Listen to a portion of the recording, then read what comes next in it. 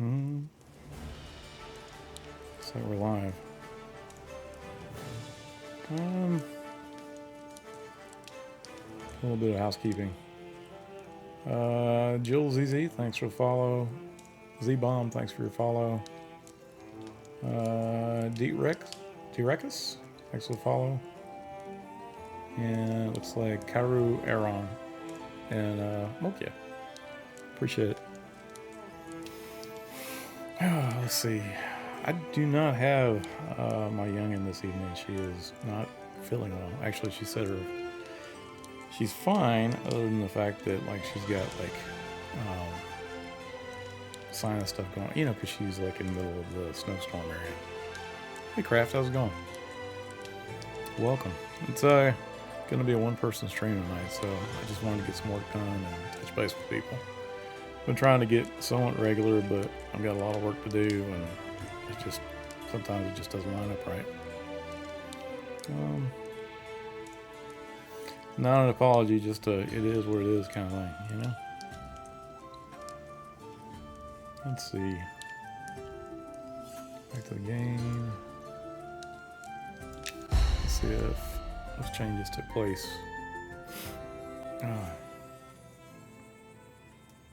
I am in Evershed Weald. I need to go back to Night Harbor.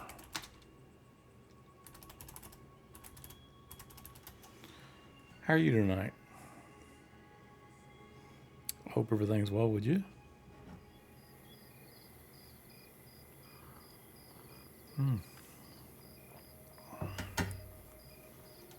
Got me out here with me tonight? Nope, just here, just me, so I can change the time on people. Let's see what I'm doing.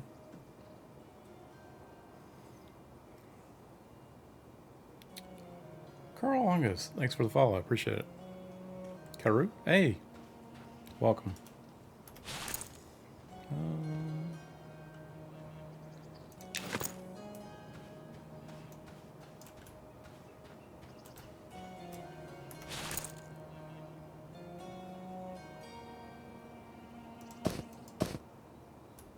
There we go. Brielle, hey, how's it going? Welcome to the stream. Usually I do this sort of stuff with my daughter. She's out tonight. She wanted to be here, but I told her she needed to sleep, get some rest. There'll be plenty of times for stream. Corvus, thanks for the tier 1. Thank you. Hope you're doing well. What I'm going to be doing today, let's see. Coming by to check, see if some changes went on. Partially with the laundry day quest.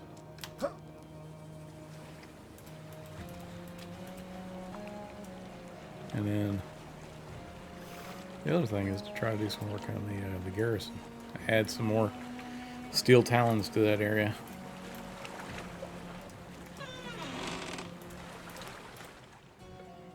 Alright. Cow weavers are here, but I need to reload the zone. Take a second. Derelict, hey, how's it going? We visited in Bertha. There's not much as far as the quest stuff that's been done. I mean, as far as like the dialogue and all. I'm gonna let my daughter test that here, maybe tomorrow night if she's feeling better. I have been trying to add some weavers, cob weavers here. See how the sizing works for them.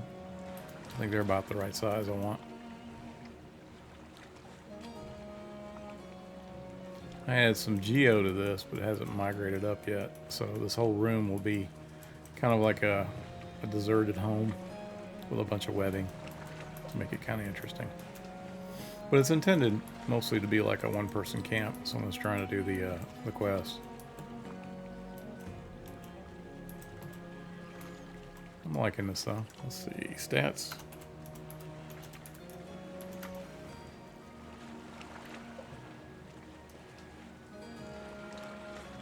Target position.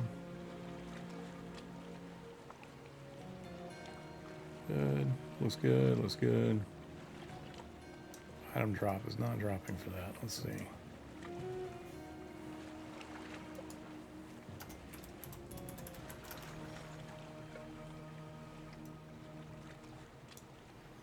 Yeah, a lot of people have been sick lately. I had people at work, my day job, call out.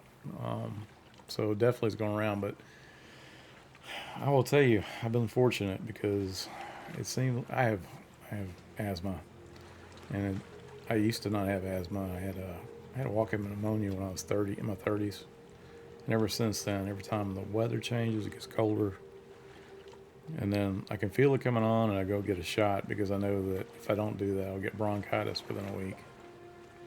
But I've been fortunate so far. You get to a certain age, you just can't mess around with that stuff, you know? Okay, that looks good. Let's see. Yeah, the item drops are not dropping for you yet, at least for the lower ones. ePreviewer, thanks for the follow. Synthetic 999, thank you for the follow.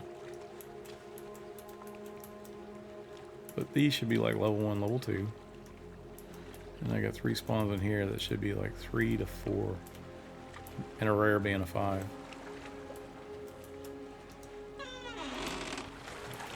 Works pretty good for that.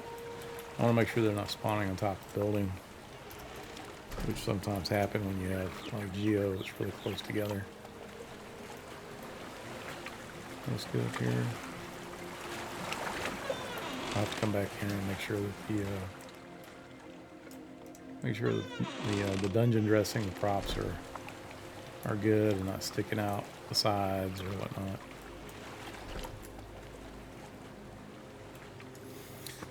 Zucan, hey man. Oh, appreciate that. Oh yeah, even dressed up a little bit. Got my scally cap on, and actually I've been pretty fond of these. They're nice. There's actually a reason that I wear these. In my day job, when I'm programming and stuff, I'm real light sensitive. In the office, the lights are real. I mean, they're real bright. I'm sure there's a reason why it has to be so bright, but I get migraines easy under the lights, so keep the brim on. And because I'm an office person, you're not allowed to have like ball caps or trucker caps or whatever. So I figure this is like kind of a good solution. Kind of lets me have a hat without actually feeling like it's professional enough, I guess.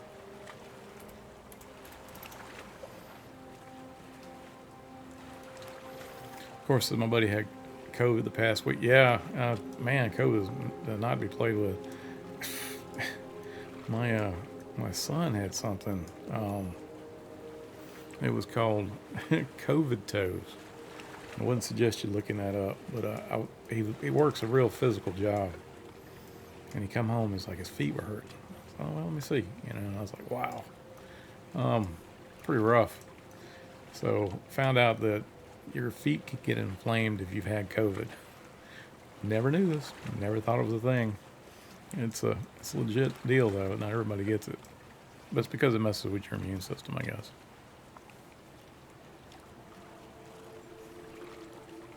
So he's healing nicely now. It wasn't like it took forever, or it was just like a day, I guess. But I was surprised it was a thing.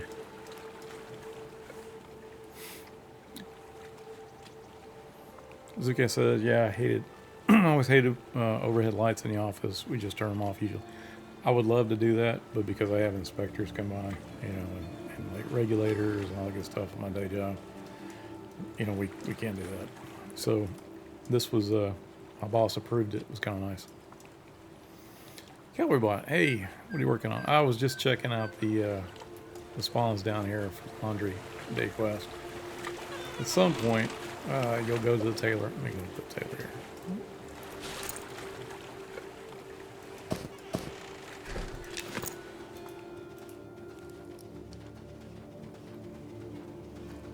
At some point after you get done talking to Berthia, she'll send you to one of the tailors.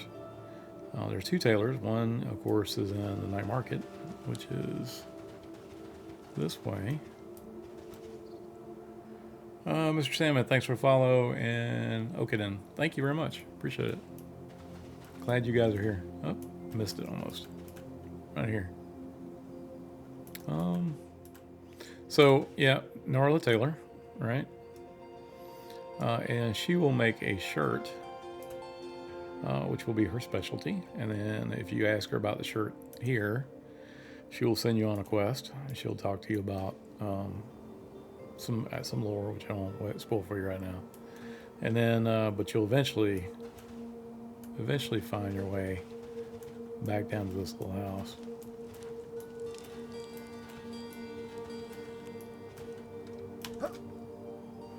Super jump. Down here by the wharf, this will be the boatswain's house. And you'll have a key, walk in here, and then you'll be able to fight cobweavers to gather a kind of thread for her to be able to do the shirt for you. At least that's the plan. And then if you want a robe, then you got to go all the way to Sage Side.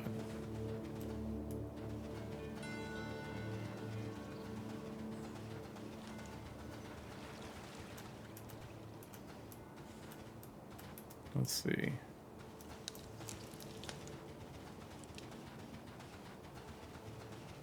Find her real quick. I think she is, if I remember right. Looks like I've been doing some props here. Yep. Mary Gables. You'll talk to her and she will get you along the path to be able to make a robe. You can have to pick one or the other. You can't get both. Well, let's see. Corv says, yeah, having to sit inside a vault within a vault for 8 hours a day under the ceiling lights was rough. I can empathize. Yes. That and because I've been programming for many, many years. You know, back when they used to have CRT monitors that blasted light in your eyes. I just became light sensitive over the years. Granted, I'm not blind or anything. I mean, it could be a lot worse, but I mean, over the years, your body takes a beating, right? Man, that blueberry coffee is awesome. I'm drinking blueberry coffee from a what's it called? The Death Wish brand, which I'm very fond of. Fizwick says, hey Nicodemus, just got in. Did you show off the short quarter? Was there the short races officially? I haven't shown that off yet. If you're talking about like in Evershay Wheel, haven't done that. And as far as like in Night Harbor, I haven't done that here either. So, Cowboy says, nice. I actually had a question for you. You mentioned that the Druid quest in Night Harbor had 3 stages complete. I'm stuck on the Almina portion of that. I've got the token from her and I'm stumped. I've jack-of-formed all over the place. Okay. It's hard. I can't answer the questions about those quests specifically. I can tell you that those quests are being verified now. So if you may be actually stuck on something that's being worked on. I do know that the initial implementation's been done. But I've got John and Ivan and Lisa going back through and making sure that everything is kind of tight. So it is entirely possible that you've gotten hooked up on something that still needs to be fixed. So just take that with a grain of salt right now and give us a few days for a hot fix and see how that goes. Ain't no problem. Just know everything is kind of hot off the presses, right? So when we put a hot fix out there, we put a patch out there, it's the latest and greatest at that point. And there's a lot of times where, we don't have like separate build. We've got the development server, which is what I'm working off of right now, and then the alpha build, right? And when it gets moved, it moves from dev to alpha. So if there's something sort of in the middle of a working process, you're going to see that. And I know a lot of people get frustrated with quest, and they're like, I don't know if the quest is done, and we should know which ones are. I hear all the time, it's frustrating. We don't know which ones are there. and I just don't want to beat my head up against a wall trying to figure stuff out.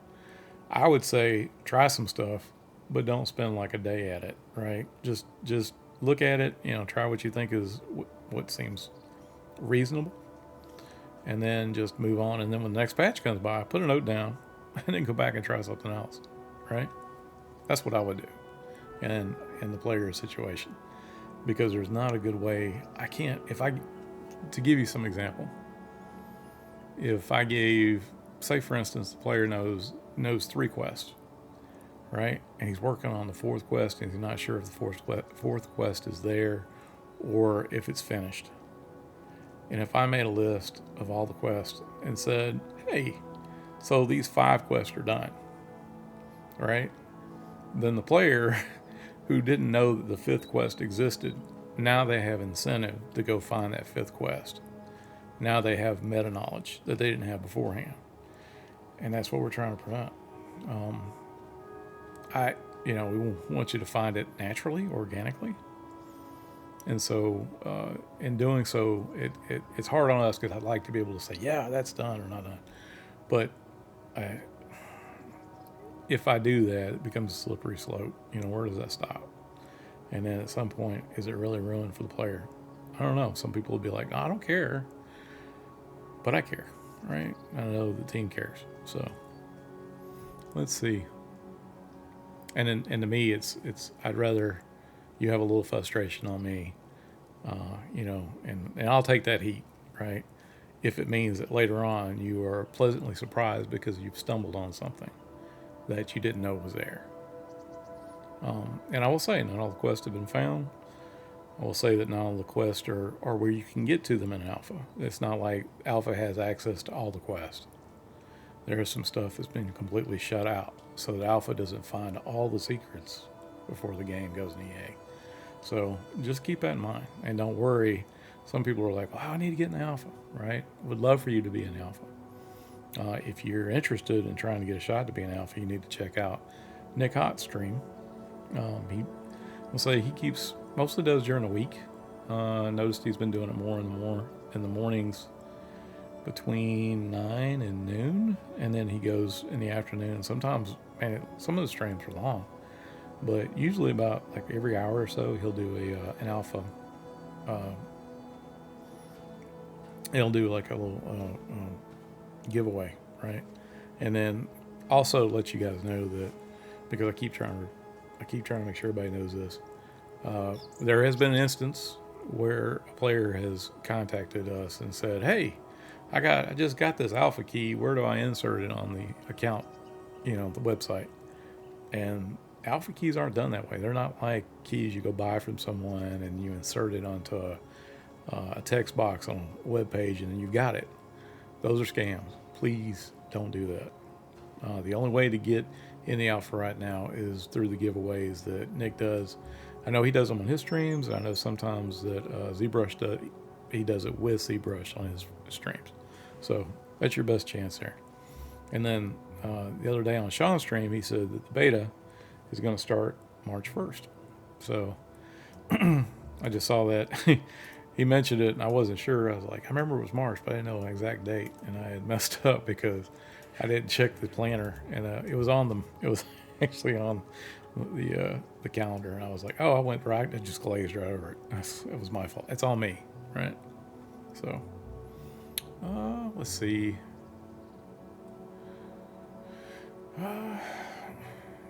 Icarus says, any chance that night market tailor could spot? Any chance that night market tailor spot could get a supply merchant? The one that's over at night market. Let's see. There is a chance. I'm going the wrong way. I still get turned around in night armor. I've been playing in the zone for 3 years now, and I still get turned around. I should be using the sun, and all the landmarks, which is what you're supposed to do.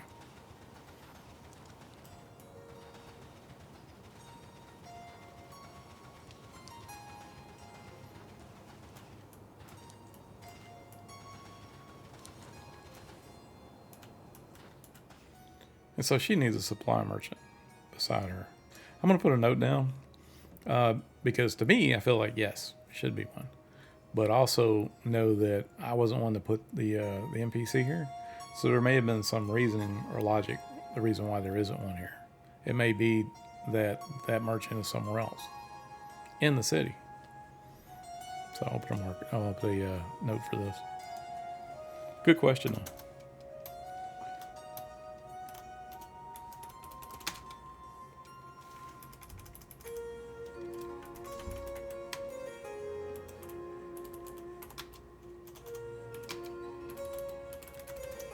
All right.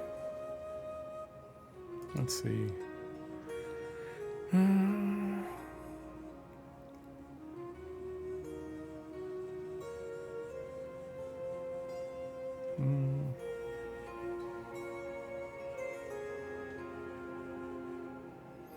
Cowboy says she can reply as coy as you like, if it's annoying. I mean, I'm not trying to be annoying. Yeah, this is GM speed. This is how I make sure that I'm getting the maximum amount of work done is by the speed, and I have to slow walk everywhere across the. Now when I'm in game, like during a playtest, I don't do the GM speed. So usually I bounce to whatever zone I need to be able to work and do the customer service stuff. Sir one says choose wizard. I will say, I'm gonna put that down. So choosing the wizard. The next time I have Jenna helping me test, I will let her know that you redeemed it. But what that's for is, as I'm testing, let the viewers decide which classes we're playing. I can't do races at this point because not all the races work with the classes. So, Cowboy said, "Appreciate it, no problem." Beleg Strongbow, it's going great. Glad you're here. I hope you guys are staying warm, and hopefully you're outside of the snow belt. Apparently. I just know it's supposed to get really cold again this weekend. Be safe out there. Cowboy says, I love the questing game for real. I wish there was an easier way to find quests, but other than that, it's so nice finding them organically too. Yeah, I mean, we could make it easier. We could put the symbols above the NPC's head. I'll be honest with you though. I was explaining this to somebody the other day. Was you walk into a tavern and you've got 5 people in the tavern, 2 at the bar, 1 at a table. One is an NPC, one is a waitress, one could be the bartender. And if we put markers above their heads, yeah, it's easy to know which ones you need to talk to get your quest. But that denies you the chance to explore, see if there's anything else the other NPC says. Conveniences to me are great for speeding up the game, but there's something magical about finding stuff organically, and it's not to be making it hard on players or whatnot. It's just a design choice. And also, if you look in the scene right now, the only thing we really have that sort of detracts from the game, as far as this scene, is the name above the character's head, which I think you can toggle that off, but also the names over the NPC's head. But for the most part, you have a good view, or you can see. I mean, like in here, let's just do this. Use look. It says you're in Night Harbor, but you could easily be in here or closer to this little table and say look, and then maybe something comes up with that now. But if you see something in the game that looks interesting, or like, oh wow, what is that? It's always good to use a mud action to see if there's any more details you can get from it. And sometimes if you inspect something after you've looked at it, it may open up a quest for you. Not everywhere is going to be like that, and a lot of it is limited by the amount of manpower we have for doing the quest and all. So, like I said, but keep in mind we've got, it's I think a little over 40 people now working on the project, but there's only like 1 or 2 people that are full time on the project. Most of the team has to work a regular job to make ends meet. So no one's getting paid. So all this is a labor of love, and just in our off time in the evenings, or whenever people can. Some people work evenings, so. I'm behind on chat already. This is why I miss my daughter, because she can read through these faster than I can. But I do like bouncing stuff off her and be able to talk to you guys, because it gives me something to, not like in an echo chamber.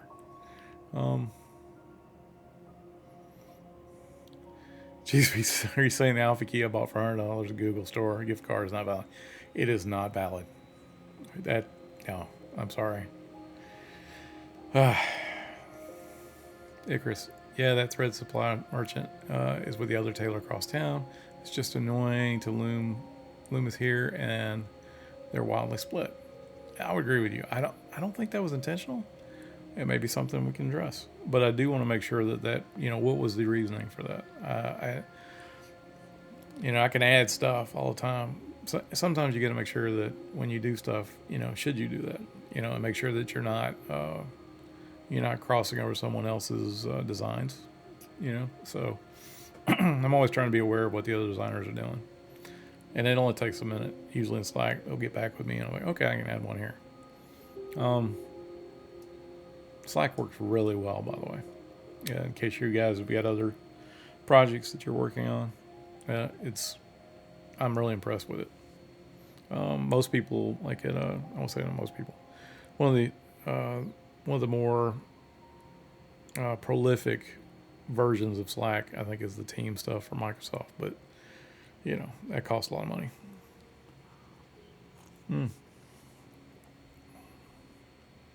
Laundry quest, yeah. Armor Claws guy, sell some. I was here for dye buckets. How's the quest coming along so far?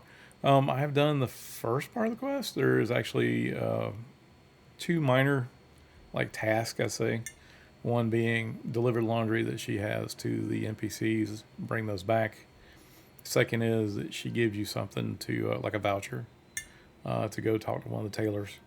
And when you talk to the tailors, they're like, they're good. This is, sort of like free labor, but I'm going to need materials.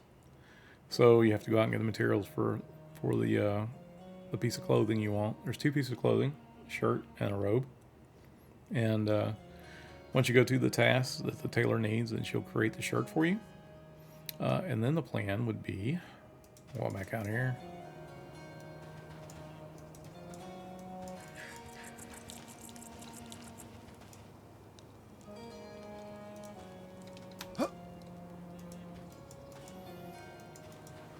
Then the task would be to go get it dyed.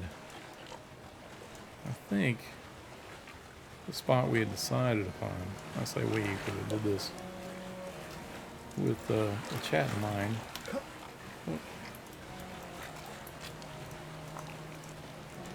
Is right out here. So this is where the dye vats will be, because I was sitting there, I thought of, where would be a good spot? And I would think that a lot of cultures use areas next to lakes and rivers to do their washing. So I know that there's a spot like in Morocco that they do a bunch of different, they have different dye vats that are right next to I think it's a waterway, probably a river. And that's what it kind of reminded me of, was this was a good spot to have the maidens working. And so I'd have the buckets here, and then you talk to them, and then they explain the process. And so there would be like a mud action process to dye your shirt. And at that point, you got it. That's the plan. Kind of quick. I mean, and it's got a couple of little turns, which most quests do. But I don't think it's going to be real difficult. I think you can do it at first level. I have the one of the second parts of the test, an area where you could probably camp out for a little bit, maybe get a level if you want to. If you decide you want to sit and camp out a little bit. I don't have a lot of gear on those mobs right now, but the cobwebs are on it. They're supposed to be on it. I think I tried earlier and it didn't pop up, which means that probably got to get a loot table correct. Um,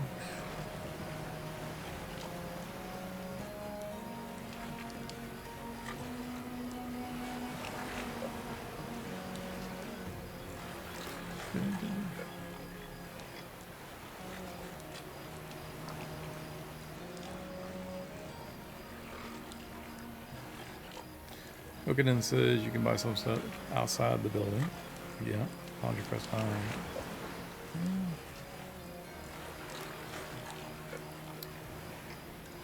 Strongbow says if there's a supplier somewhere else in the city, it would be cool to have a tailor apprentice walk back and forth from the tailor to the supplier getting supplies. Could have some NPC dialogue too. Could make the world feel more alive. I like that idea. It's a very good idea. I'm gonna add that.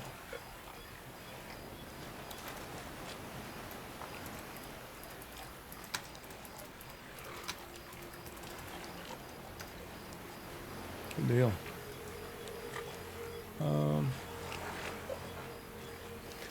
Serwin, watch streak. 7 stream streak. Awesome. Appreciate you being here.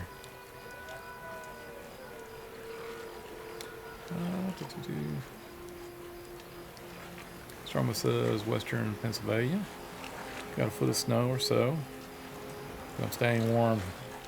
Do you have power at least? Hopefully. I mean, you guys up north, you know, I'm in the south. It gets cold down here. It's like 20 or 30 degrees. Nothing like what you guys have to deal with. But my understanding is you guys have a lot of like gas furnaces up that way. We have to have generators down here in case it gets really bad. Which it never does, like once in 10, 20 years, whatever.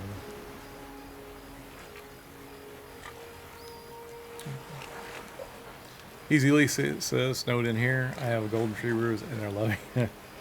That is awesome. Hey, if you would, I will tell you one of my favorite things about the Discord, M&M Discord, is the Post Your Pets thread, which just came about a few years back. And we were sitting there talking about it. I was like, hey, let's put a thread out here for, you know, people to put their pets in or whatever. And it's been like any day I feel, you know, like bummed out or whatever, I'll go out there and look at the people's pets. I'm like, this is awesome. So share if you can. For goodness sake, I was wondering who creates the maps for M&M. Depends. You're talking about for like the zone maps? Is that what you're saying? Or are you talking about like the concept art map? I will say, well, the concept art stuff, that is from like if you when you're picking your character and it just shows you between Phelandraw and Night Harbor, that's all goblin stuff. But for like the zone layouts, I do that. But I haven't done them all. A lot of times because it's not my only task I have to do, and it takes me a while to do it. Sometimes, like I will say, Fallen Pass, I think took me 3 different maps to do that right, to get it the way we wanted it. Some maps, like Vale of Zentar, took 6, and it's roughly a big square, but it changed a lot between those 6 iterations. And then at one point, Keeper's Bite and Scarwood was one map, and we decided to split that up because there were so many points of interest. And then eventually we did all the stuff for Keeper's Bite, but Scarwood Sean decided to use that stream and let it be a kind of like a group stream made zone, so you guys could participate, which I think was awesome. I wanted to do that for a long time. Let's see.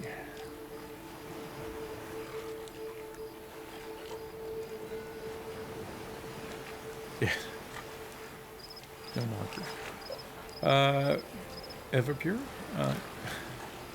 Nikki D, first time catching your stream, so I had to wait for a timeout for follower chat. How are you doing? I'm doing fine, other than just a little bit under the weather. Usually I get like 4 hours of sleep a day, but yesterday I decided to turn a little bit early. I'm a firm believer, and if you're not feeling well, pay attention. your body. Sleep when you need to. Eat when you need to. That kind of thing. Don't eat too much. Okay. But for the most part, like if you feel, if you're feeling a little bit under the weather, take a break, go get a nap, whatever your body's telling you need to rest on. If I sound odd, that's why. And usually my daughter would be here, but she's sort of dealing with her own sinus stuff going on right now. Tellin', hey man, how's it going?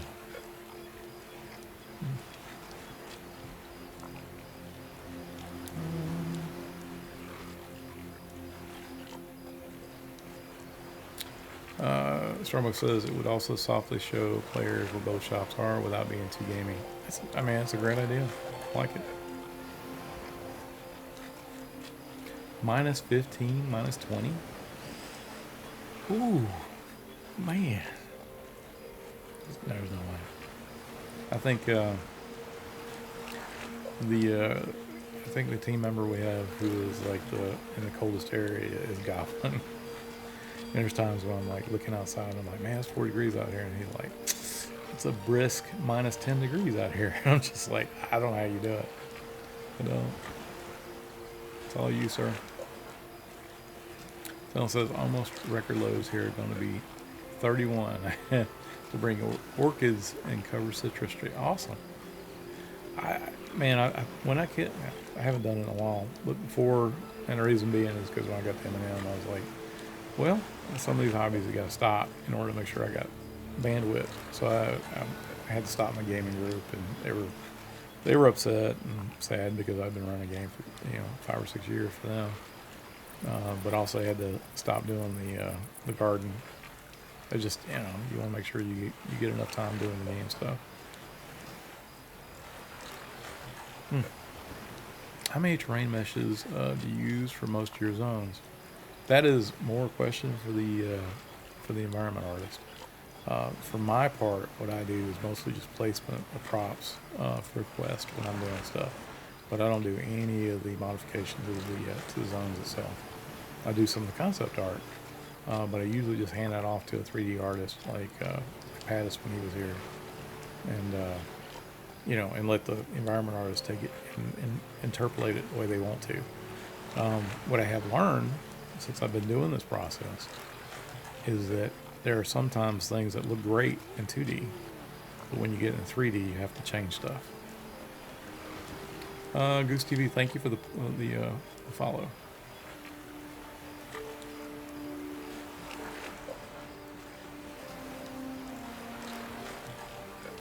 Who does? That would probably be Chinny. He streams. You can try to catch him on his stream. But you can always reach out to the guys. You can DM them on in Discord. Yeah, Bjorn would be good. Simon would be good. Baloo. Kai. Any of the guys on the environment side would be good to speak to about it. Joker says, stop eating game always sucks. I usually DM and have been struggling with session prep these days with how busy work is. Yeah, life gets in the way, right? And like when I was younger, I've been doing tabletop games over 40 years. I've run a game or two in the last 2 years. I've been working in them, but not often, mostly just catch up. It's important, I think, that if you got a gaming group and you're like, hey, I'm going to run a game for you guys, if you want, to get together. And it's really hard to get grown adults, to all coordinate on the same day at the same time for, a chunk. And when I run a game, I like doing between 12 to 16 hours. I think 4 hours is what you leave for tournament style games. But I feel like, to get a good size chunk of tabletop, it's going to be roughly 12 to 16 hours, to where when you get done, you feel like you've accomplished something. And then this week, I'm supposed to get together with the guys today and do a game for 16 hours today. And when I mentioned it to them last week, all 6 players, even the one that's over 100 miles away from me, sent me a text saying, "You let me know when, and I'll be there," which was kind of cool considering we haven't really gamed in 2 years. And that being said, people got sick today, so it just goes to prove that even if you got everything set up just right, there's always going to be a little bit of chaos that mess with you.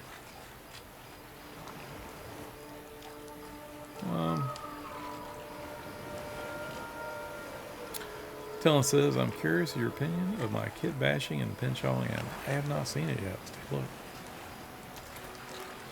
Let's see.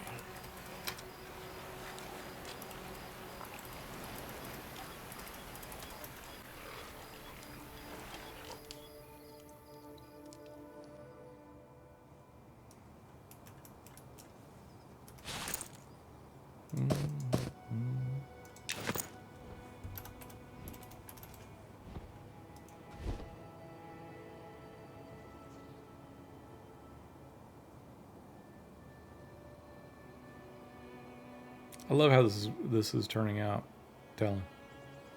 I think stuff you've been adding has been really good too. But it's been nice. It's interesting to me is that when I drew the zone, I just from concept to this has been absolutely wonderful to watch. Did I miss it? No, it's not over there. It's over here, I think, right? Is it here? Mossy Brook, yeah. All right.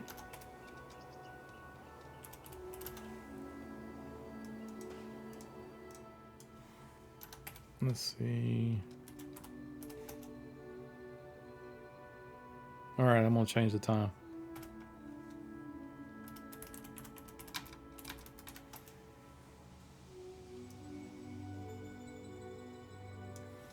I need to take off speed gem.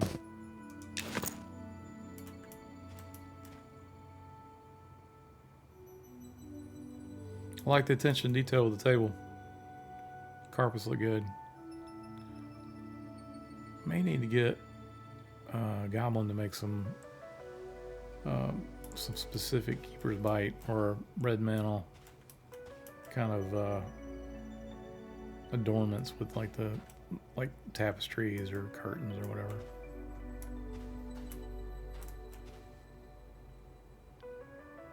That looks good.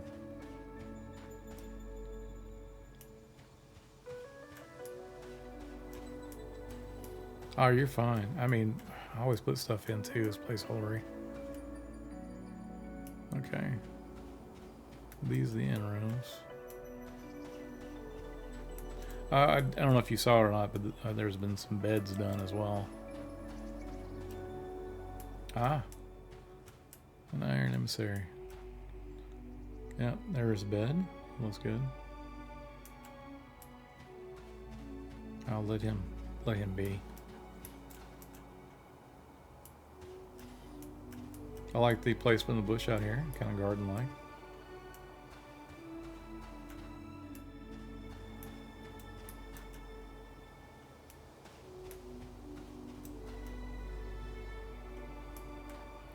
No, this looks great. I'm hoping when I did the art for the zone where the hanging garden is, I was hoping that there would be like some plants, some hanging plants with like lights attached to them, and I could see where you could maybe put some of those in this tree, make it light up a little bit, to give some light out here in the evening, some ambient light, or maybe some like some torches or whatnot. But it looks good.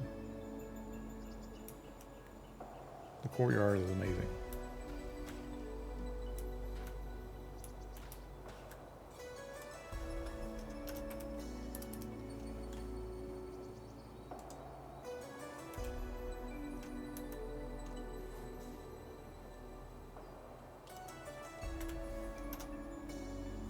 Official bow. Put flowers in the bushes. That looks great. I was wondering if that was a new asset.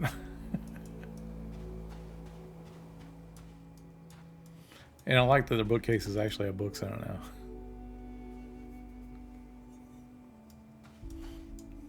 But, every day that goes by, we've got more and more stuff coming online.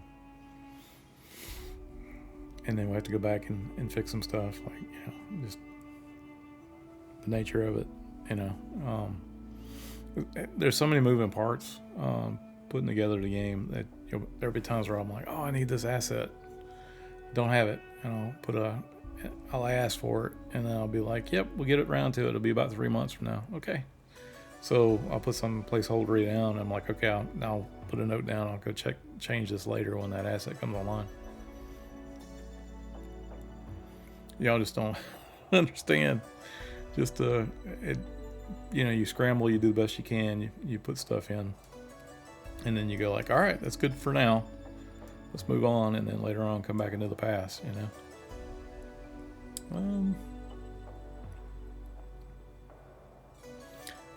Everpure said Chindy is live right now doing some work. I missed that. Doing some work in Deep Elf City. Yes, and it's looking great. Him and Simon both are working on that.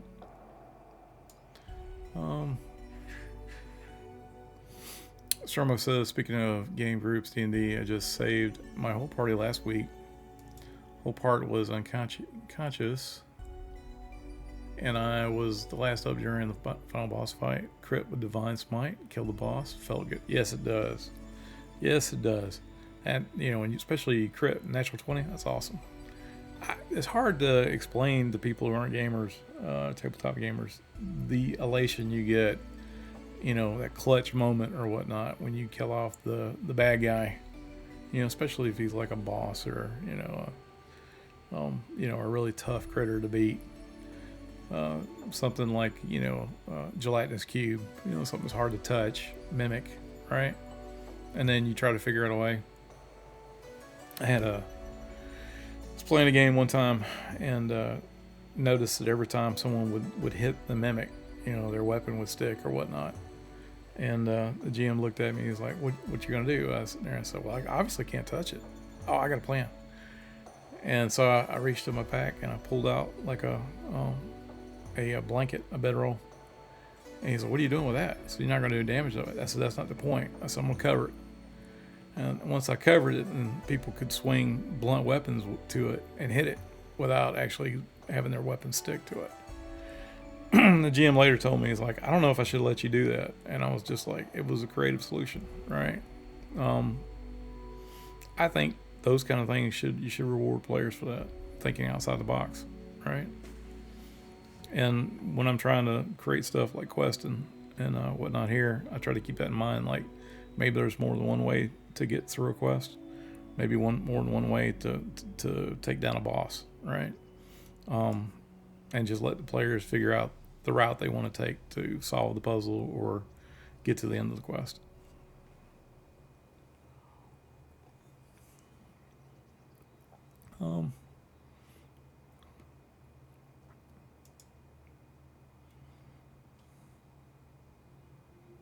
Now that I said that story, there's going to be like bedrolls at Wincog's place, and they're, the stock in that's going to go sky high now.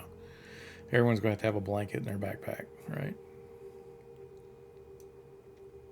Just in case. Eric Pierce says, yeah, 10 years ago it was easy with hardcover focus of world building and the session. These days it's not much different. We're often too busy. Yeah, I mean, that's just the nature of, growing up and being responsible adults. And but it is still important, I try to tell people this all the time. Games are great. They do waste time. And I always have people tell me, like, I every time I play a game, I waste time. I could be doing something better. I could be doing something more important with my time. And I'm like, yeah, you could. But also, you could say the same thing about sleep, right? So, I mean, sleep's a time waster. You're not getting anything done other than resting and recuperating. And I think gaming is sort of the same way. That you're not intended to have to be functioning at optimal levels of productivity every waking moment. So it's okay to do some downtime, some self-care, take care of yourself. Because if you do that, you're going to do better when you are doing whatever it is that you're doing. And, you're not going to get aggravated at stupid stuff or whatever, right? So you're going to do better. Got to take care of yourself, kind of thing.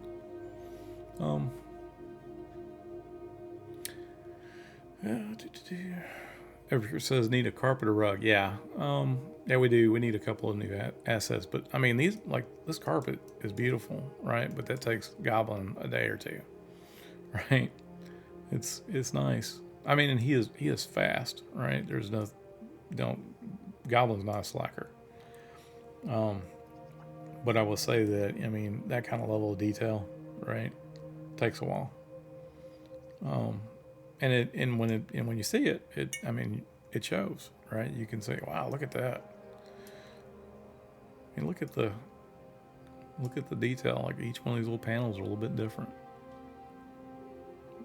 Some of them are spun around, but this is mirror of each other, right? Dubsity, thank you for the follow. Goose TV, if I didn't say it earlier, thank you for the follow. But yeah, I mean, after a while, when you get a bunch of these sort of cultural things, then they actually add to the character of the environment that you're in. Like the houses there. I don't know if y'all have seen this. If you look at the top of the houses, there's little horn-looking pieces to it. That was just a minor. That was a minor detail I threw on the house and I was drawing, and I was like, what if they had like little like moon shapes and stuff on top? And I was thinking, they won't add that to the to the zone, but I mean, here they are, and they give it its own unique sort of feel, right? Kind of like a Viking house almost, a Viking longhouse.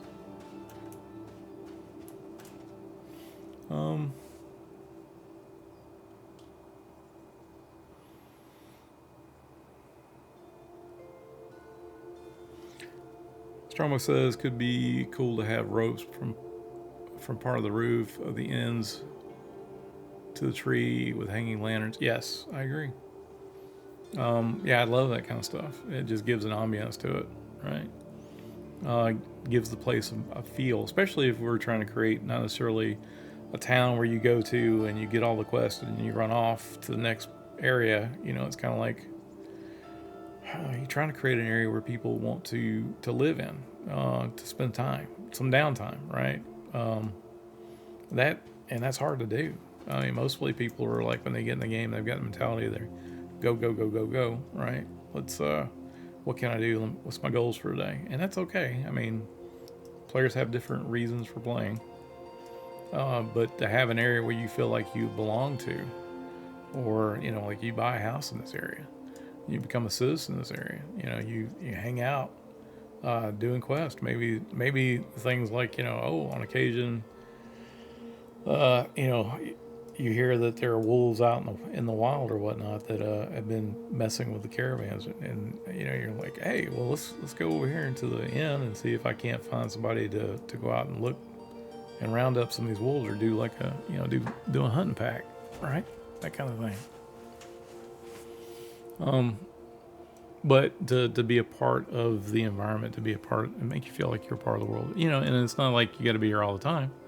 But when you're in the game, if you're waiting on your friends to log in or whatnot, that you got stuff to do that, while you're waiting on them, or have a chance to meet people, go to the bar, talk to people. I've seen players in our alpha just hang out, and people come by and they help them out, and they get to know people, and then they go off adventuring together. That's kind of cool to me, right? That's kind of what we kind of want to do.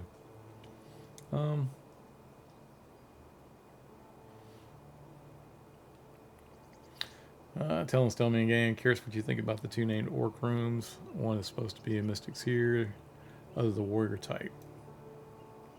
I will check that out here in just a minute, sir, or just a bit.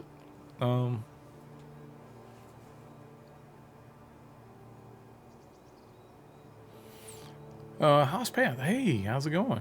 Glad you're here, man. Welcome. Death Gnomes. Hell. Great bearded guy. Oh, yeah. The beard is kind of new. I've always had like a goatee all my life, but just recently, this last year, I had sort of a. You have moments sometimes where you're like, okay, let me soul search, right? And you're like, I'm older. I've never had a beard before. I want to try it, just so I could say I've done it. So, and then I have a very understanding wife who's like, yeah, why don't you try that? Because at first she was like, I don't like beards, they're scratchy. And then so I'm like, all right, now I got to figure out how to make it soft. So you go out and you buy the products to make it soft, and later on she's like, oh, that's not bad. I don't know how long I'll keep it, but for right now, I haven't gotten to wizard level yet. It's getting there. I think I'm at sorcerer level, maybe necromancer level at this point. But and then the goal is not to make it like all the way down to where it's like Rumpelstiltskin, beard. But I just wanted to have it for a little while and see what it was like.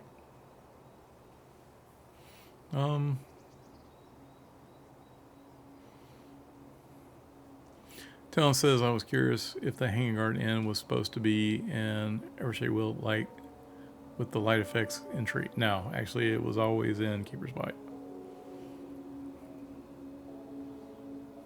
When I was drawing that, it reminded me. I don't know if it's an older book, but I was impressed with the Dragonlance series, and I loved in that story,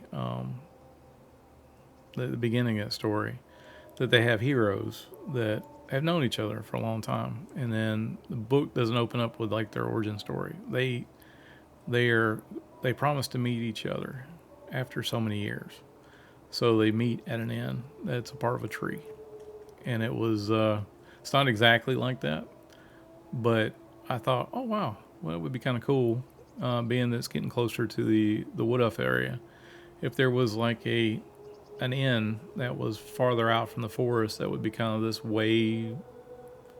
waypoint where people could meet and hang out in the forest by itself, and that's sort of how that got started. And I mentioned it to Sean. He's like, yeah, that sounds cool. Let's just do that. That's okay. Nation. Hey, thanks for the follow. Appreciate it. I think I should. Yeah, I need to go ahead and let you guys know the other people who are. If you're new to the NMM streams, there's a couple of us who do streaming. I usually stream with my daughter. She is my tester, my official tester. I like to let her try the quests and stuff. And we're not doing quests that are, or I'm not showing quests that will be like, spoilery. For the most part, they're class quests that are started at the beginning areas that everybody will sort of do before they like leave that area, move on to as they're going out into the wild. They're low level quest, and but we're not doing anything like level 50s or whatever. But they're mostly just to look for the rough spots, the patches. She does it blind. She doesn't read the quest. She doesn't know what she's supposed to do.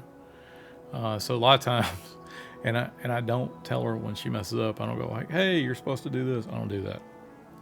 It's important to see how much frustration it is when you're doing these quests. Whatever.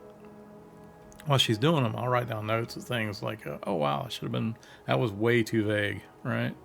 Let me see what I can do about tightening that up to where the player knows what they're supposed to do or has a better idea of what they're supposed to do. I actually had someone send me a DM the other day. They mentioned about a formula they were looking at through, and they were like, I think you misspelled this. And I'm like, no, I didn't. That's an actual word, and that's okay. But there's a lot of sometimes there's just misunderstandings, and you can go back and rewrite something so it makes better sense to them.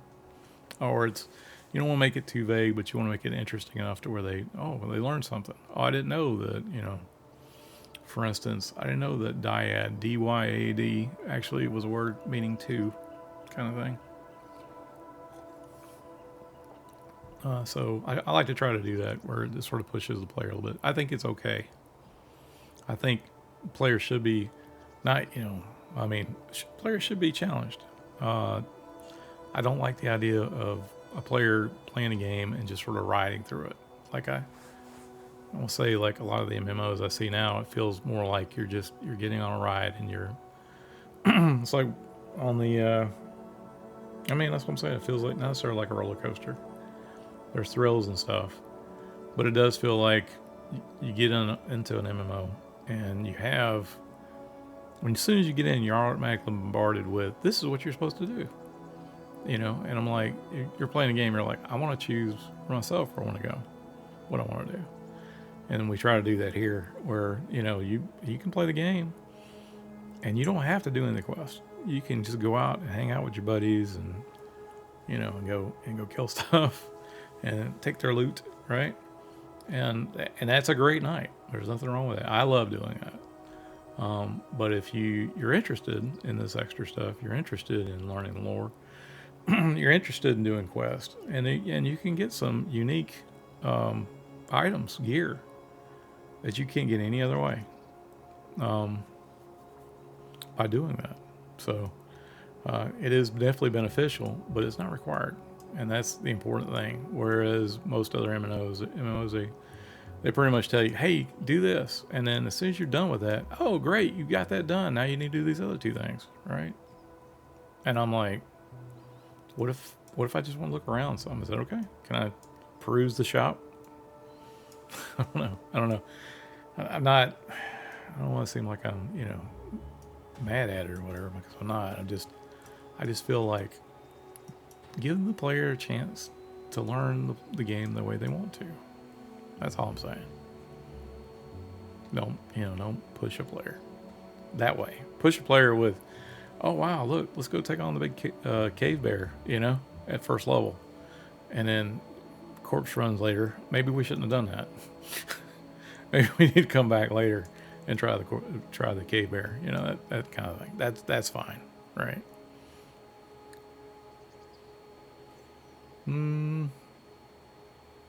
Death Gnome says, when the ST part of NecroQuest is to be added. Oh, next part of the NecroQuest be added. The gnome pet needs to get stronger to be usable. Ah, yeah. Well, the current necro pet that's in there is meant to be for a certain level. It's not necessarily supposed to be like the normal necro pets that they have. Like at this level, you get this level version. This one you get. It's more of an ad, right? Like just a little something extra that you got that no one else had done because they haven't done the quest. But that last part of the quest, just recently, this morning at, I think it was 5 o'clock, I finished my part of the reviews. So my part in Never Say Wield is done. So I am focusing now on my work in Night Harbor. That quest that you're talking about, that is one of the things I got to do. But it's the 4th on my list. The top priority right now for me is the garrison. And the other thing, which is a laundry day quest, which is sort of an add-on for you guys.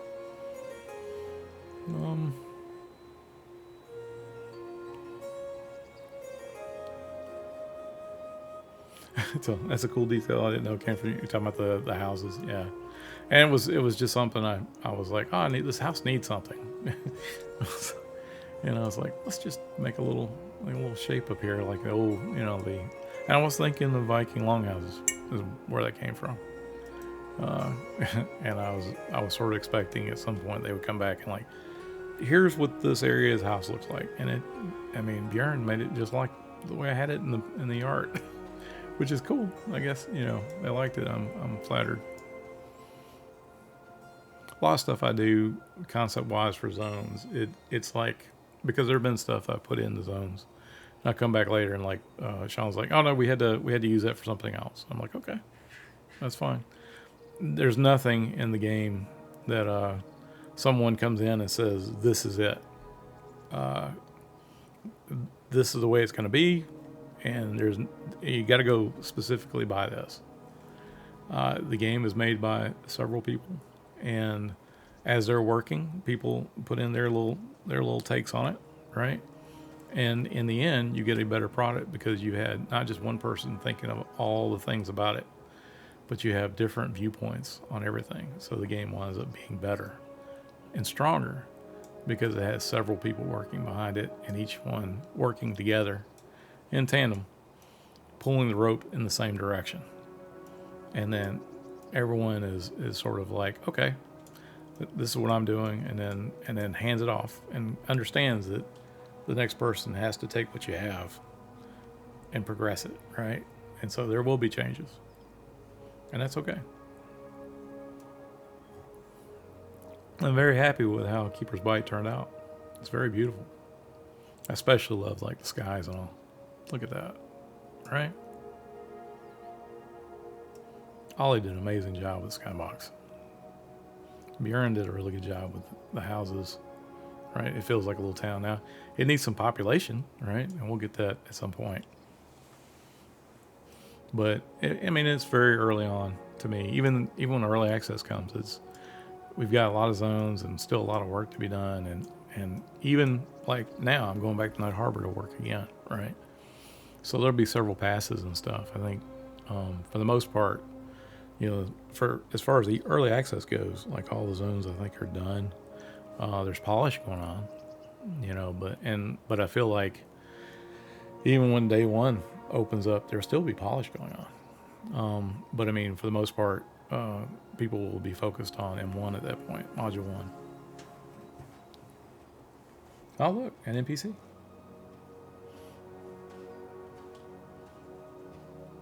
I wonder where he's going. I'd follow him, but I don't want to ruin something for you guys. I'll let y'all follow him later.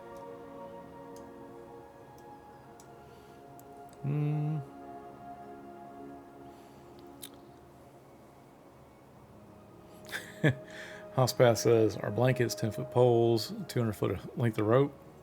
Yeah, there is 50-foot length of rope. And there is a way to actually get one that's longer than that. But you have to do a quest to get that point.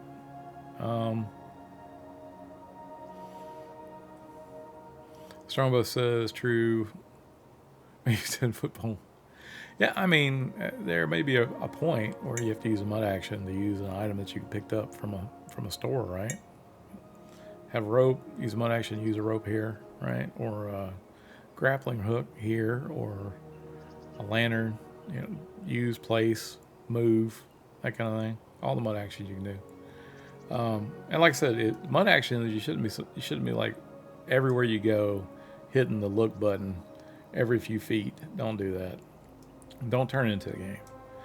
That you ruin the fun for yourself if all you're doing is moving 5 foot, look, move 5 foot, look. I remember, and I've had like D&D campaigns where I've had players that they go like, all right, 10 foot, all right, I'm checking for traps, and there's nothing there. And they're like, well, there's a chance there could be something there. I'm like, but I haven't described anything other than it's 10 foot, right? And they're like, we're just being thorough. This is what my character would do. Why don't we just say that my character is doing this every 10 foot? I'm like, because it's not reasonable. I mean, there's nothing really to go off of. I mean, if you want to do it, we'll figure out how to make, oh, wow. Deep CB, how's it going? Thanks for the subs, man. Thank you so much. 5 subs. Congrats to Bachillin and Wiffle and Synthetic and Housepanth and Gahili. Congrats to you guys. Thank you so much. It means a lot to me. I'm glad that you guys are enjoying the game. And I'm glad you guys are getting some value out of the streams here. Mostly just do this to basically show a little bit of development off. I'm real fortunate that I was able to catch Sean 4 or 5 years ago doing development and sharing it with people like you guys. And it's changed my life, right? So I want to go out here and see the end of the sunset, I guess. But I think it's important that we document this stuff with Twitch streams and all, because there may be a time, especially, I don't know if you guys have noticed recently, but like I think, and this is what I've heard. I don't know specifically all the details, But I'm understanding that Ashes of Creation is having a rough time, and there are a lot of good developers that worked on that game. And I feel like as like the AAA stuff has been, people have been closing shops and turning the game off because I don't know, maybe they're not feeling like they're making money enough at it. But I don't know. I don't know. I don't know all the details. I'm not in their meetings and stuff. But what I do know is that a lot of games have stopped, and that breaks my heart. I want there to be more games and more options for people. People sometimes they ask me, well, how you feel about this game? Is y'all in competition with that game? And I'm telling you, I'm not in competition with anybody except myself. I love all games, and I think players should have as many choices as they can possibly have. I play a lot of games. I'm not saying like you got to be loyal to this game or that game. I'm just saying there's a lot of good games out there and a lot of people who are really passionate about making them. And it's good that you guys, will go play games or support those guys with either a subscription or just a nod or even a good word, right? That's important because it could very easily be there's no games. Very easily turn into that. And so I feel like these discussions and these videos, these VODs, these streams, they're important because there may be somebody out there who is for a long time, like me, like I was this guy that didn't think I could make video games, right? Always wanted to, but just I knew the industry was rough. And so I chose the path of making sure my family was okay, which I don't regret at all. But I always had that question of what if? And now I'm seeing what if is, right? And there may be other people out there that goes, wow, maybe I can make games too. So if this inspires people, to make their own games, to make more games, that's what I want. I mean, I want to make M&M, but at the same time, I want to make sure that, if my daughter wants to make games, I want her to be able to feel the confidence that she can do it. I want you guys to feel confident that you guys can do it because you can. It's not easy. I don't know if I'd want you to, I don't know if making an MMO is like the best thing to start first, right? But I always feel like there should be more games than less, if that makes sense.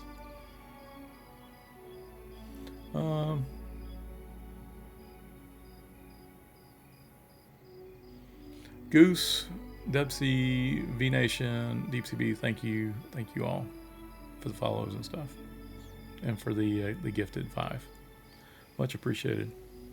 If I hadn't already said it, I may have already said it, but I'll make sure I'm covered. Because I don't have my daughter to help me keep me focused, I guess. Evo Pure says, so keen to really get into the lore of the game. I'm hoping there are things like in BG1 and BG2 where there is snips of lore and readable books or item descriptions. I can tell you that I've written stuff for books in this game. So you will definitely have a chance, if you find those books, that they will definitely have bits and pieces of lore in it. And I will continue to do so over time. I was a big fan of like in Skyrim where you could pick up a book off a shelf and read something. That was something I thought really added to the ambience of the game. And it really comes down to how much time do we have, right? So one, get the meat and potatoes in the game, and those things, that dessert, which is the books, the lore and stuff, as much as we can do that. But understand that meat and potatoes of the game have to be there, so the players can go out and grab those crunchy bits and work with it. But there are people like me that I could just sit in the library and read books all day long. But I know not all players are like that. I wouldn't want to, I know that there's a lot of goal-oriented players that'd be like, no, I can't read books. We're just going to toss that. And that's fun.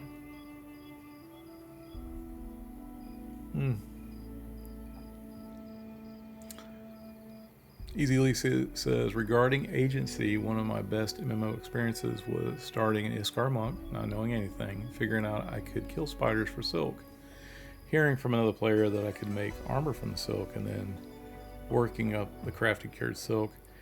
If the game had told me to do that, it would have robbed me of that discovery. That is absolutely correct, and that's what I'm trying. That's the point I'm trying to get across to players. I feel like, and it may be a generational thing. It may be just as time has gone by, as games have evolved, that the expectation is all these quality of life things, these conveniences are expected now, because that's all players have known, right? I will say I am an older gamer, so like, I've got a long history of games I've played. I know I've seen the dawn. I was playing D&D First Edition, so I've seen a lot of games, right? Oh, GD, thanks for raid, man. Welcome, Raiders, sir. I hope you had a great stream. Dr. Crocs, welcome. Wow, follower goal met, 730 followers. Thank you very much. But the important thing is that the players are allowed to figure stuff out for themselves. And it's not like I just feel you get more out of the game if you're not led through the nose, if you're not railroaded along a track. I feel like you make emergent play, right? You do things that maybe that we as the developers didn't expect, and interesting things happen because of that. Kind of like in EverQuest 1, I had a friend of mine who had met his girlfriend, his wife at the time, and they were like, "Hey, we want to get married, but we want you to marry us. You're a good role player. You come up with the vows and stuff like that, and we'll just do it in game." And I did that for them in Keynotes. And at the time, I was just role playing, having a good time. I didn't think nothing about it. But they're still married all these years. And it's like I said, I don't think the developers even thought that would be a thing ahead of time. And then, granted, it wasn't like you play that game and because the players were married, they didn't get like a bonus to their character. They didn't get anything that was going to make their character more powerful or whatnot. It was something that happened in game, and probably, even though their characters leveled, that moment was probably the most powerful moment in the game for them, right? Because it carried on in real life. I'm going to move up just a little bit so I can catch up, make sure Jenny didn't speak to me.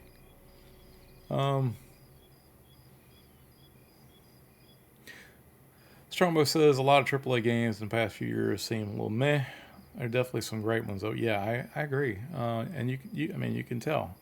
And not to say like the changes that came around in World of Warcraft. A lot of times people say that it's sort of before and after World of Warcraft. Not to say those are wrong. I just say it's a different type of gameplay, and the world is big enough to have multiple types of gameplay. And if that's more to someone's liking, it's absolutely fine to go and play that style, right? Catherine says a lot of AAA have went away from taking chances and sticking with playing it safe on their ideas. It has to be homogeneity and stagnation. I don't know if it's that or because I think like in movies too, right? So a lot of times you'll have a studio that could make a brand new IP or movie. But then they wind up making a remake of an older movie because they kind of know what the older movie did, and so they can sort of plan their profits and stuff based off that. So I wonder if AAA games are kind of like that, where they don't have the flexibility to move in a direction that's completely new, because and incurs a lot of risks that maybe they can't bear.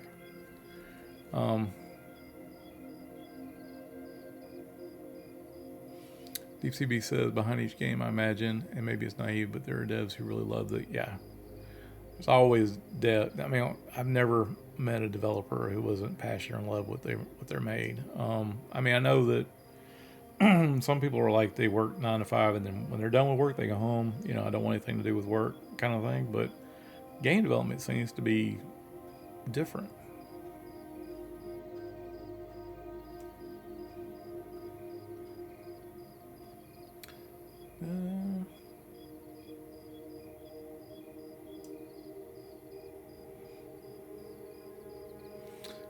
Strombo says, I love all the small details, such as the reading books and game. It makes the world feel real and lived in. Yeah, that's the point, for sure. I would love for, I mean, granted, it's like depending on how much time we got, but I would love to have like mini games. I'd love for you to be able to go to a tavern and like play a game of chess or something. That would be awesome, right? Wicca, hey, how's it going? Navar, Tsunami-san? Chenny says, how goes laundry? I will say that there was a build issue earlier. I haven't had a chance to look back up on. But I did create. I had some props. It was, I think it was two generations before that. Maybe something I'll have to look into later. But I did put some props in for the boat ride house. And tomorrow, if my daughter's feeling better, we may stream again, and I'll let her do. I'll do the dialogue up to that point. But and I need to go back and make sure that the loot's dropping off the mobs out of the boat ride house. But it's coming along. The stuff I've got done in Evershade Wield is finished, so now I'm working full time at Night Harbor, and my priority is going to be the garrison. I'm going to add some. Right now, it's a building, but it needs some NPCs. Some red metal guards are coming out.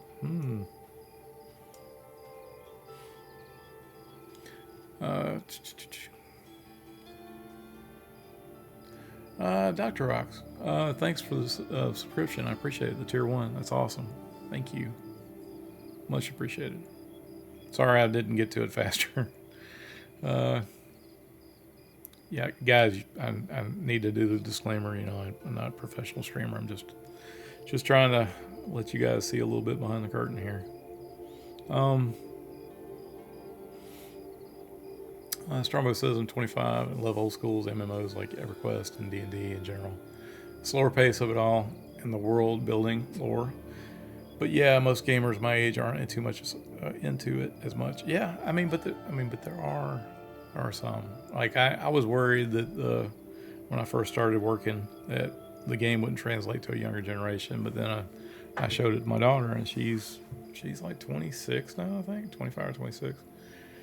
But also, she grew up in my house, so she had access to like all the consoles, and she's actually played an NES, like the old 8-bit games. So I feel like she's cultured. I don't know if she would be a true test, because she likes games just in general. But it is kind of cool to see that people of different age brackets are learning the style of game and enjoying it. DeepCB says, I'm here for the storytelling, honestly. Yeah, I'm older, but I really think a lot of younger people want that depth of character too, substance. Yeah, I think that's a human thing. I don't necessarily think that's a generational thing. Just because I feel like books have been around forever. And some books are like quick reads, and then some of them are kind of crunchy, like Game of Thrones or Lord of the Rings or whatnot. And some books make you think afterward. Sometimes I try to do quests where it'll make you think afterward. I think it's a sign of a good quest if you're done with it and later on you're like, man, yeah, remember that about that quest, or a tabletop session if you're running D&D. You get to the end of finish off the bad guy. Maybe there's a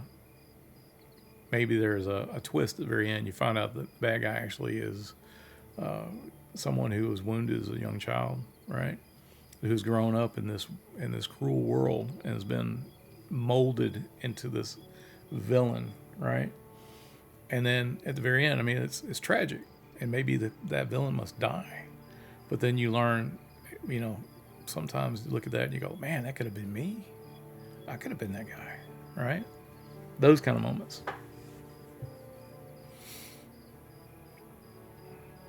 Easily says, that's awesome. To be fair, I played MMOs with my wife. Having a companion there with you is more powerful any buff the developers can devise. Yes. Um, I will tell you, a family that plays together stays together. Um, all my family plays games. My wife has actually played at table. She never played D&D before she met me, and now she's always like, "Hey, when are you gonna run again?" Right? so, so she, but she is very supportive of me doing development for Monsters and Memories. Um, I just know that at some point I'm gonna have to take a break and run a game for her. So. Deep CB says, right, some of my best memories of games of my wife and I playing through the Borderlands games. Oh man, Borderlands is great. She only plays shooters, but finding companions in games makes it stick. The memories, yes. Yeah, and I love the fact that, when I was playing EverQuest, it would be like I had friends of mine who were military that had moved on to other locations.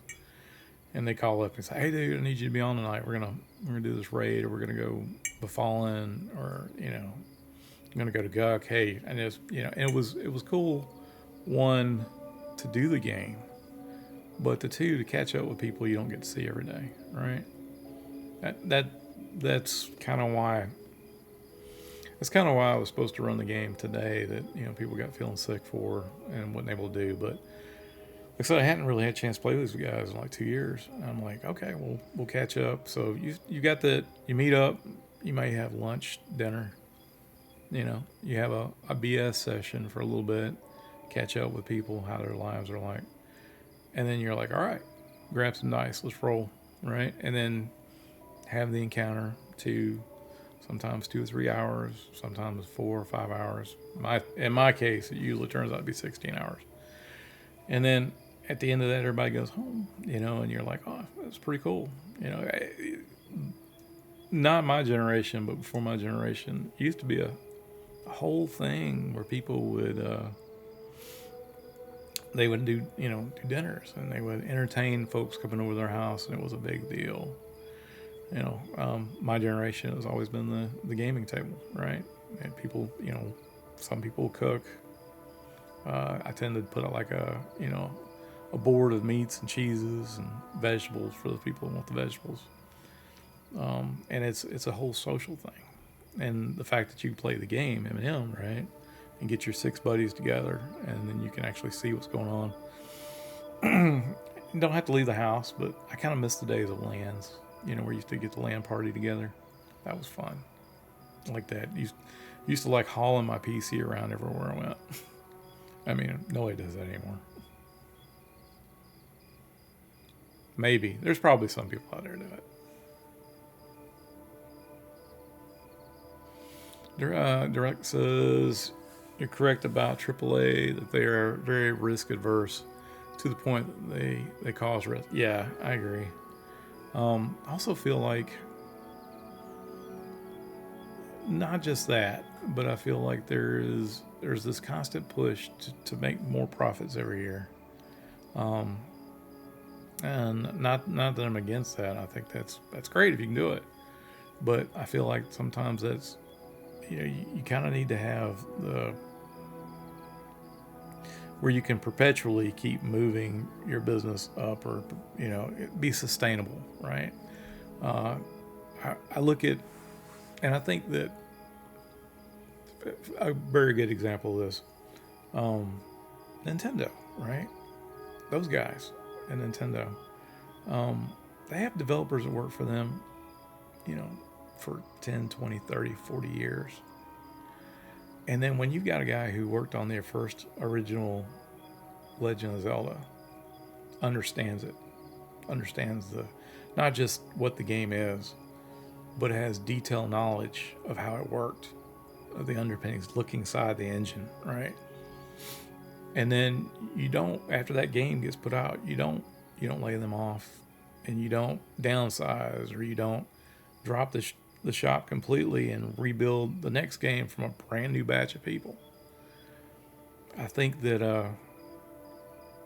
you gain a lot by taking that first group of people and putting them on the second game. I think what you wind up getting over time is kind of like the Legend of Zelda series. is that if you look back at it, you've got these guys who have mastered, that's what they do. And so when Breath of the Wild comes out and no one doubts their accessibility, there's no one saying, well, they're not going to make their numbers. Everybody knows when you're going to play that game that they're going to knock it out of the park, because their developers have been on their team for generations, right? And I think there's a lot of value there that I feel like in most companies they're not looking that far ahead. They're just looking right now. Does that make sense?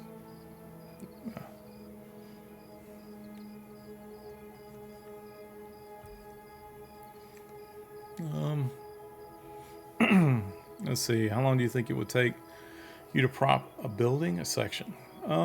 It depends. I want to say there was I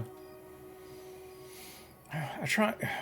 One, I'm not perfect at propping. A lot of times I do placeholder props. What I do is, for the quest that I'm working on, I'll place some stuff, and then I'll let the environment artist of that area know, hey, I put these things here. You can keep it, or if you want to redo it, let them redo it. They're the experts. I'm not. So the stuff that I do put out there, I just recently put the Weird Gate in Evershade Wield. And it may change. Bill's working on it right now. You may look at it and go, oh, okay, I see what you were trying to do with this. I can make it better. And that's totally fine with it. But the thing is that in case he's got other stuff he's got to knock out, it can be there so that when the players come through and they go, oh, this is where I need to be at to do this thing, right? And so, a point of contact kind of deal. Because, like, if you're doing mud actions and stuff, locality is important. So I want to make sure the player knows where to stand to do the mud actions.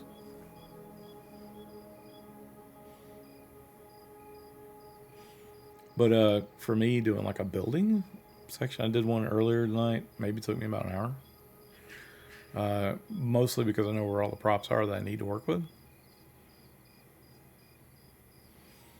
Owen, sir, is that font set in stone? A more natural handwritten style would look cool. I don't think it's set in stone. I just think that it's readable. And I don't know if it would be. I mean, that's probably. Are you talking about for the? I guess for the sign, the wheelhouse, probably not. That's placeholdery. But if you're talking about the over my name, I think that's just standard. But I don't think it's. There's not a reason why they wouldn't come back in and say create another font to do that if they wanted to. I just think right now it's probably minor on the list.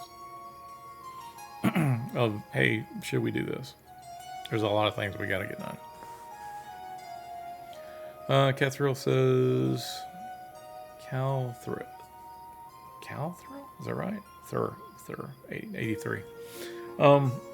If I mess up your name, please understand that it's not intentional. Leather Resurgence. I've seen the pixel art style games. Yeah, man, pixel art games. Hightail. I mean, granted, it's like a Minecraft kind of thing, but I just love the pixel art still a thing. Now, granted, it's not pixel like the 2D style pixel games, but I do like that golden age of pixel art, back like Lands of Lore,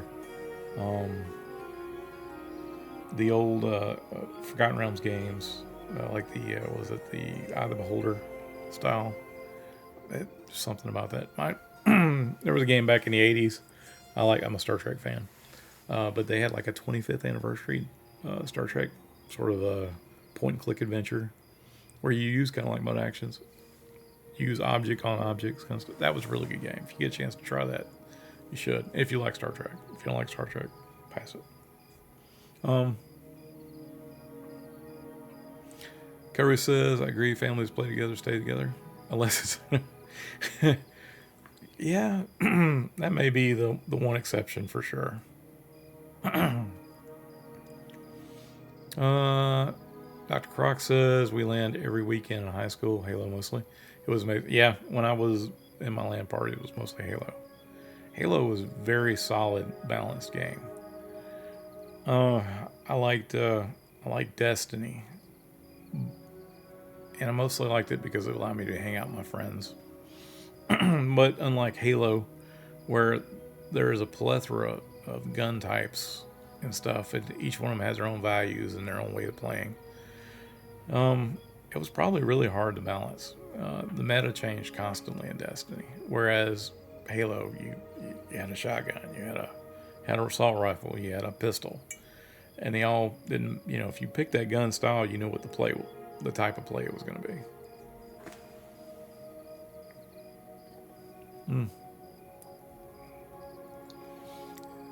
Easily says too many companies maximizing the short-term profits and shareholder value. Makes me worry it's by design, since the shareholders can bail if they start to lose money. It's painful to watch, and it happens to game studios. Yeah, I will say it's been brutal lately. I also hear, this is me saying that I don't know. I'm not an expert. But I do hear that like a lot of the money is going toward AI stuff, like because it's a booming industry. It's kind of like a gold rush kind of thing. Don't know if it's going to pan out, but I know that there would probably be funds. My guess, my educated guess, is there's probably funds that could be going to games that, oh well, if I can spend this dollar and get $2 here, versus going to some AI project and every dollar I spend here I can get 10, then people are going to go try to get 10, right? I can't blame them for that. I just know that it just makes me sad about the games, right? But I'm happy we got projects like M&M where it's relatively low to start, a lot of passion and volunteer work can still make things happen, right?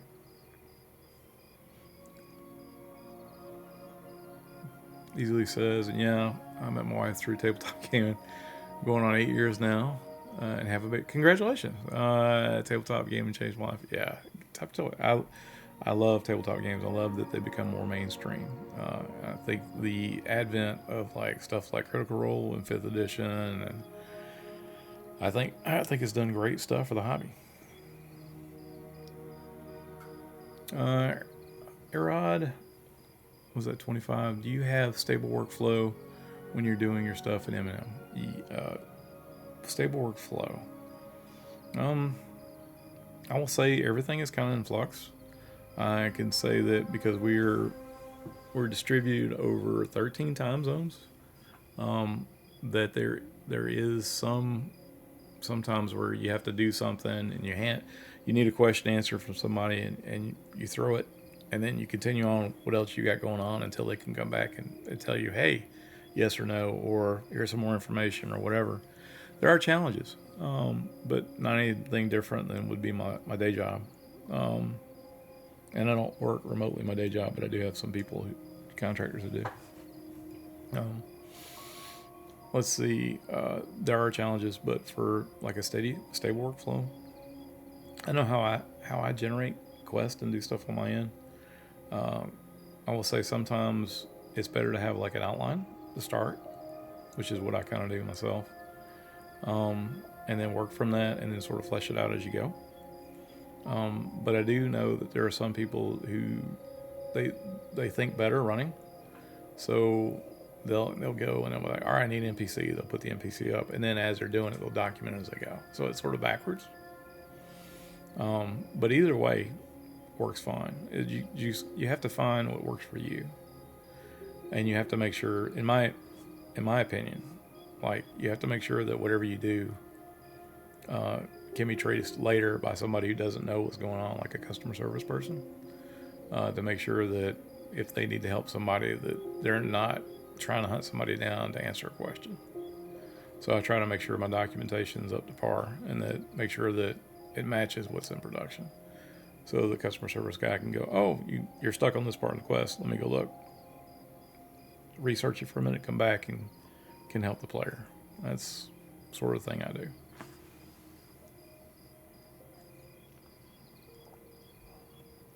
Men's and Brands and Gold Box. Yeah, that's good. That was a good game. I like that.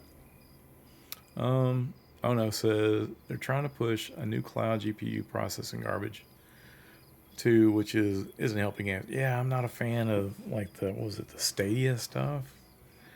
I like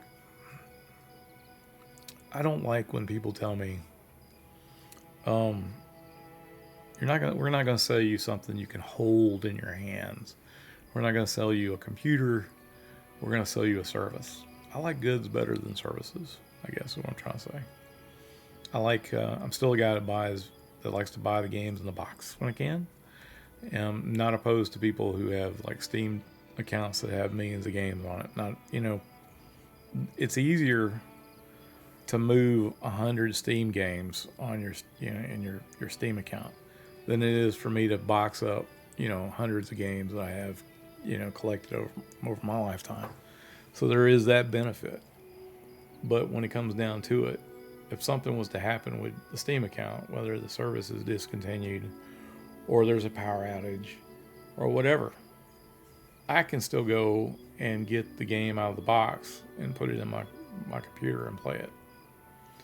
And I like that.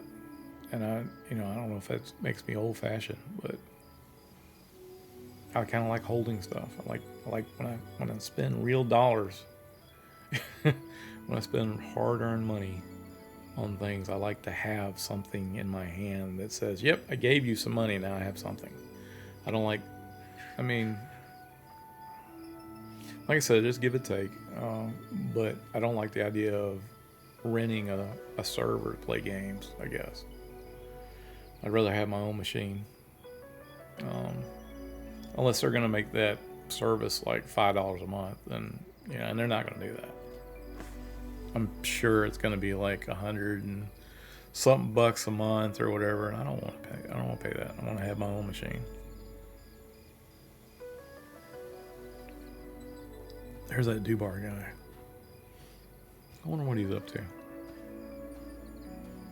And it says, yeah, like physical ownership. If Steam were to shut down tomorrow and you don't have it downloaded, your SOL. Yes, I agree. I do like was it the good old games where they give you the game and you don't have to have the DRM stuff where you has to match up with something that's online before it lets you play.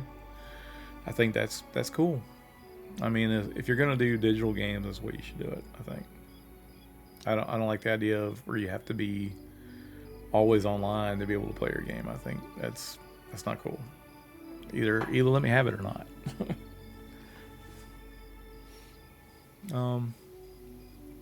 What time is it? I got maybe about another 10 minutes, guys, and then I'm going to have to get offline. Dr. Croc says, as I've gotten older, I have started to feel the same way. Physical media is on the come up again. Everyone has started to wake up to the dangers of not actually owning anything. At least I hope they are. Yeah, I mean, I hope so. I mean, I've tried to teach my youngins that. Like I said, I don't think it's totally bad to have digital stuff. You should know that there are dangers, right? And you should be okay with, I've spent this money, and I'm okay with having a service for it. Or I spend the money, and I know that, like music, goes to your phone or whatever. You get a copy of the music on your phone, but once you discontinue that service, whatever you have on your phone, that's what you got. You're stuck at that point unless you start that service back, right? And I mean, as long as you understand that, it's your money, whatever you want to do with it. Me, I just like I said, I like looking at stuff and like holding stuff. All right, I think I've done everything I need to do here with telling. Let's go back to Night Harbor.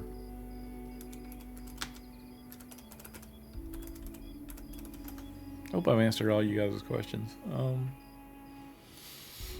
Didn't have a whole lot going off. Okay, Daryl, you have a good night. Heading to bed. 125. Thanks for the follow. Appreciate that. Oh, the graphic. I want to give a shout out to my daughter. She did the little animation for the follow, and she's working on one for the subscribe. But I feel like she did a really good job. I'm gonna put up my. Hang on 1 second here. She also did this for me.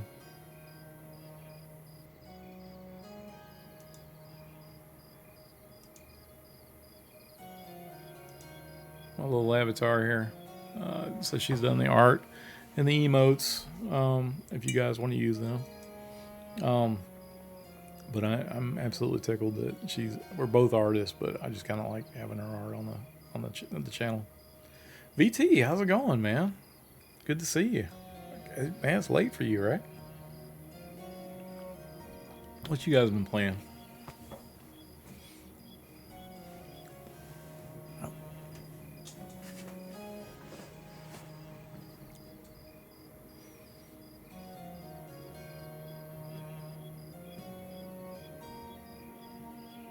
Yeah, I think it's kind of cool. Like I said, as time goes on, she'll add more and more stuff to the stream for me, and I'm learning as much as I can. So that, like I said, I'm not a professional, but I want to at least be adept enough that I can handle stuff for you guys. Yeah, as the focus of this mostly is just to share with you guys, and I appreciate you guys listening to me ramble on for like an hour or two. And enjoy watching my daughter, fumble through quest and all, and her role playing, and her in the sassy NPCs, that kind of thing.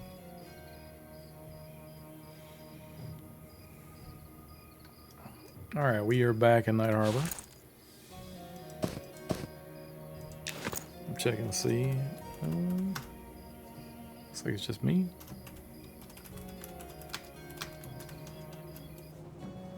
Let there be the light. We'll get back over this way. So, my current thing I've got to do is I have this garrison area. I think I missed it. No, I gotta go this way. Here's the harbor. And it's kind of deserted. I mean, we do have guards here. Talent trainees. Couple NPCs doing their stuff, right? But does it feel like a garrison here? And my answer to that is no. So I'm going to go through and try to make sure that this area has plenty of NPCs that make it run back and forth, and so you can come through here and actually feel like the Steel Talons are an entire mercenary company. That's my goal. So all these rooms are going to have a couple of NPCs here and there. Oh, that needs to be worked. Look at that. I need to put that down. That should have a texture on it. It does not. Why does it not have texture on it? We have found a bug.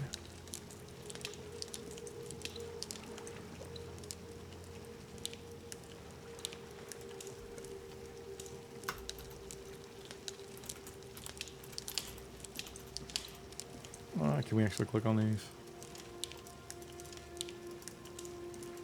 Alright, so basically those are they're not actually statics, they're actually just prefabs.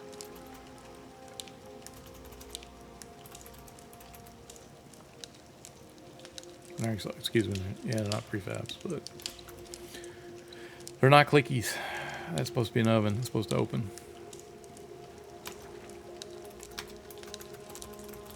Which means I'll have prop work here. VT says GTA RP tonight. Awesome. I am looking forward to GTA 6. I cannot wait. I've already told my boss that I'm going to take 3 days off when GTA 6 comes on. Obvious Sponge, thanks for the follow. Yeah, I do this only a couple of games. In the past, things like Skyrim, and I think I took 3 days off for Cyberpunk because I was a huge fan of it back in the 80s, the tabletop game. But I take sometimes mental health breaks, right? my job's real stressful, my day job, and so when a game comes out like that, I'm like, look, I'm just gonna focus on the game for 3 days. I tell my wife, say, look, you're gonna lose your husband for 3 days, but at the end of 3 days, I promise you, I'm gonna put that controller down. I'm gonna get back at it. I try to practice, responsible gaming, I guess, because it's so easy to get so wrapped up into something, and the next thing you know, a couple of weeks are gone by, especially like MMOs, right?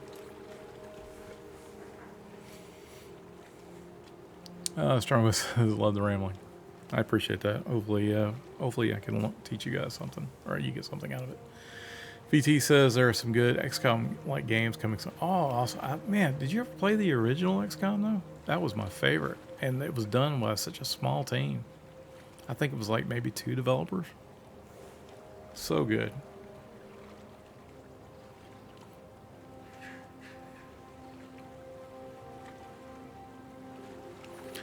Zombies slash bugged an oven and Zayden's Landing, which should probably be tagged to be cooking, but isn't. Just a bit ago. Thank you.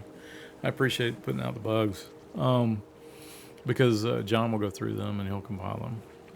And then Swanee's got some technology now that's supposed to be helping us consolidate similar bugs so that we can, because poor John's the one that handles most of the bug reports for us.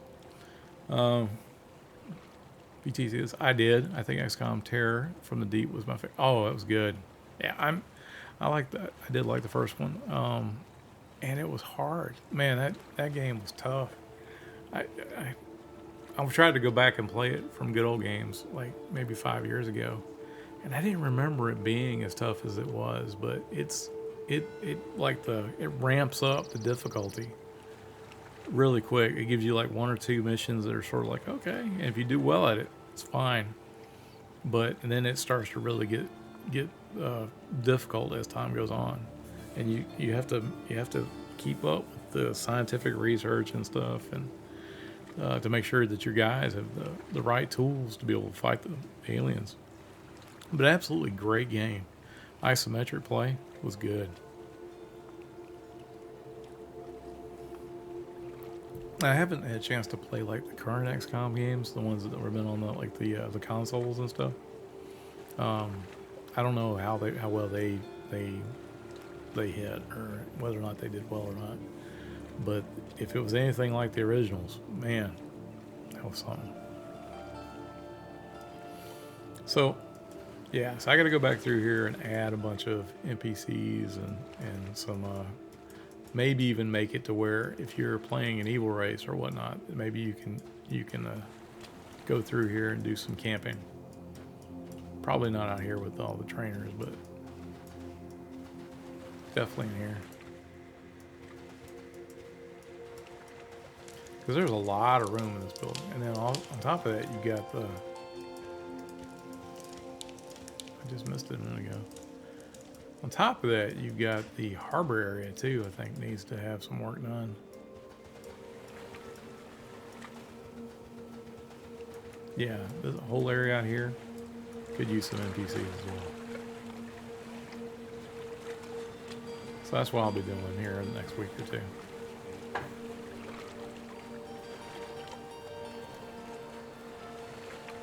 You got some NPCs, I think they mean, yeah, it's kind of placeholdery.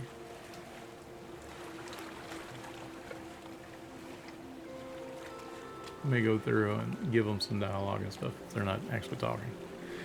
Anyway, guys, I think this is going to be it for me tonight.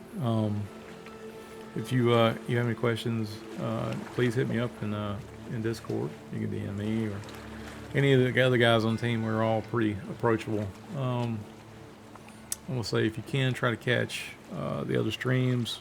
Sean usually streams between 1 and 2 p.m. Eastern. It usually goes to 4 or 5 on Wednesdays and Fridays. Sometimes he does it Monday.